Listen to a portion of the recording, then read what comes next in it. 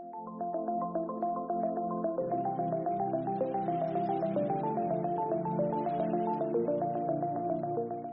nombre es María Caro, vivo en Wichita hace 7 años y quiero compartir mi testimonio respecto de lo que pasó con mi esposo cuando llevábamos poco tiempo aquí en la ciudad de Wichita. Él tuvo una emergencia médica. Tuvimos que llevarlo de urgencia al hospital. Fuimos primero a una urgencia que está cerca de nuestra casa. Y la primera barrera con la que nos encontramos fue que no había nadie que hablara en español. Y yo traté, con el poco inglés que hablaba, de explicar en la recepción qué le pasaba a mi esposo, cuál era su dolor, etcétera, etcétera. Y bueno, nos ingresaron en la urgencia y vinieron los médicos, le pusieron algo para terminar un poco su dolor y empezar a investigar qué pasaba, porque no sabíamos qué era lo que tenía. Él estaba todo amarillo. Y pasado un tiempo de que le pusieron suero y cosas así médicas, vino el doctor y dijo que probablemente él tenía un ataque a la vesícula. Entonces yo con mi teléfono, tratando de traducir lo que él decía, porque no había quien hablara español, vi que él dijo vesícula y yo dije, no, imposible, porque mi esposo ya fue operado de la vesícula hace muchos años en nuestro país. Entonces el doctor quedó sorprendido y me dijo que en la recepción nos habían preguntado si mi esposo había sido operado de algo, pero eso yo no lo entendí. Entonces ya fue nuestra primera frustración, porque perdieron 1 hora y el diagnóstico estaba erróneo. No por culpa del médico, pero sí porque nos habían preguntado y no pudimos contestar eso, o en realidad se nos olvidó que él había sido operado, pero no recuerdo yo si en algún minuto ellos preguntaron. El doctor se fue, mi esposo siguió ahí con algunos medicamentos y luego de tal vez 2 horas vino el doctor y dijo que le iban a hacer una ecotomografía a su estómago, y ahí salió de que él tenía una obstrucción en la vía biliar, pero no nos lo dijeron en el instante. Lo llevaron de nuevo a su cama en urgencia y el doctor volvió como en 1 hora, por ejemplo, y dice, ok, está todo listo, aquí está la ambulancia, tu esposo lo van a llevar al hospital porque él está grave, esto se puede complicar. Y yo no podía creer, o sea, ¿en qué minuto nos fueron diciendo poco a poco lo mal que estaba mi esposo? Eso nunca sucedió. Solo llegaron y nos dijeron se va a ir al hospital porque aquí no tenemos los recursos para atenderlo. Y mi esposo, que no entendía nada, me decía, ¿qué pasó? Dime qué pasó. Y yo le decía, amor,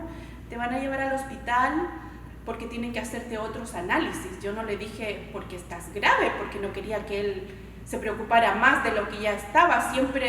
Cuando llegamos aquí siempre dijimos, nadie se puede enfermar, y él fue el primero que se enfermó. Entonces lo llevaron al hospital, yo seguí a la ambulancia detrás, llegué al hospital y no sabía que me podía estacionar en el área de urgencia. Yo no quería que me pusieran un ticket, así es que me fui a estacionar al estacionamiento normal del hospital.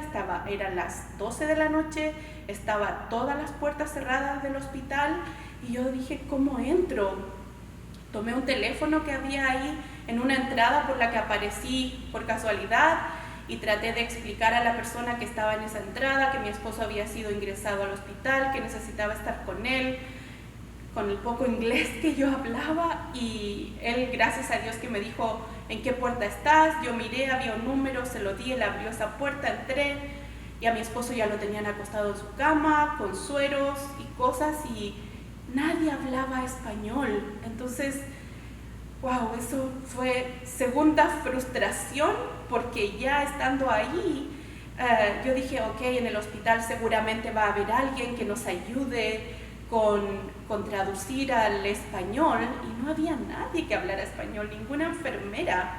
Entonces, bueno, pasé ahí la noche con él, lo iban a revisar como cada 2 horas, y la enfermera hablaba muy rápido y solo ponía más suero o cosas así. y hablaba, pero yo no podía entender.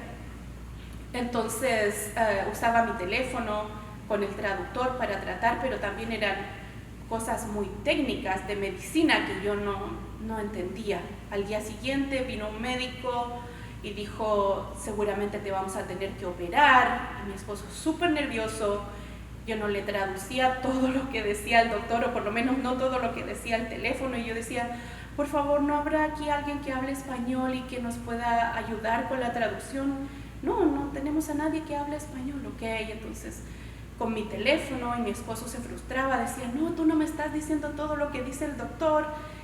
No le decía todo porque no quería que él se asustara más de lo que estaba. Mi esposo, cuando el doctor dijo que lo iban a operar, él lloró de frustración, de por qué estamos aquí, esto va a ser muy caro también.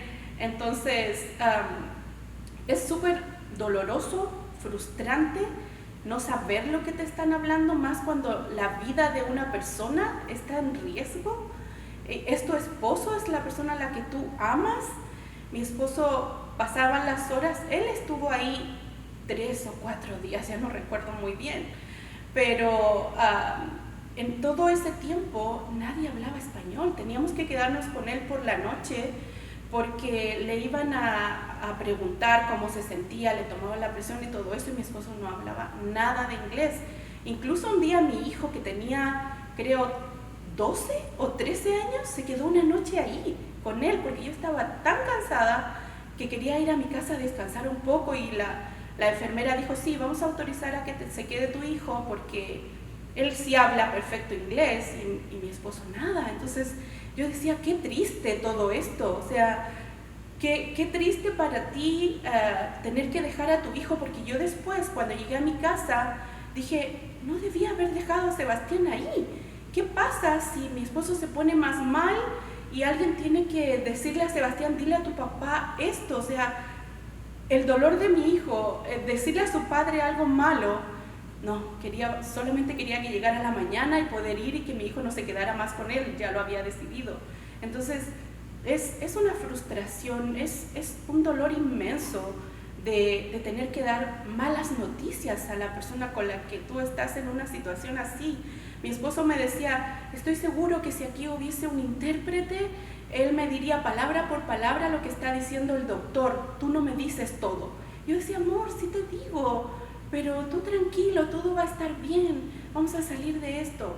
Bueno, gracias a Dios mi esposo se recuperó de milagro, porque siempre digo que eso fue un milagro. A él le dieron una bendición de salud, y el día domingo, cuando le hicieron una resonancia magnética, el doctor vino y dijo, ¿sabes qué? No sé qué pasó, pero no tienes nada. La obstrucción que tenías ya no está, te vas a ir a tu casa mañana, vas a ir con un médico que te vamos a decir, no sé, un especialista, y estás bien. Y yo le dije eso a mi esposo, y mi esposo me dijo, no, eso no es verdad, no te dijo eso. Y yo le digo, amor, eso me está diciendo que estás bien. No, tú quieres que yo esté tranquilo, quieres que me vaya a la casa, pero tal vez tengo algo más. Amor, no, yo quiero que venga alguien. Me dijo, ¿cómo no va a haber nadie aquí que hable un poco de español y me diga a esa persona? Y yo le digo, mira, aquí tengo en el teléfono todo lo que dijo el doctor, léelo. En ese minuto sí le pasé la traducción del teléfono para que él se quedara tranquilo. Pero, ¿por qué contar mi testimonio? Porque ojalá en los servicios de urgencia, en los hospitales, hubiesen intérpretes, hubiesen personas que te ayuden no solamente a interpretar otra lengua, sino que te ayuden, por ejemplo, en el caso mío, a darle soporte a mi esposo y escuchando con él.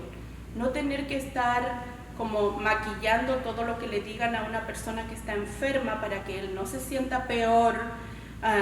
Y no puedes hacer eso, solamente tienes que estar pendiente de, ok, ¿qué le están diciendo? ¿Qué le voy a decir yo para que no se sienta más mal? Y no puedes darle ese soporte que tu esposo, en este caso, en el caso de nosotros, necesita de estar ahí, de darle la mano y decir, amor, tranquilo, todo va a estar bien, mientras alguien está interpretando lo que dice un doctor. Eso para nosotros fue sumamente frustrante, Fue muy triste y ojalá que pudiésemos lograr tener intérpretes en los servicios de urgencia, en los servicios de salud. Y eso es porque estoy hoy compartiendo mi testimonio.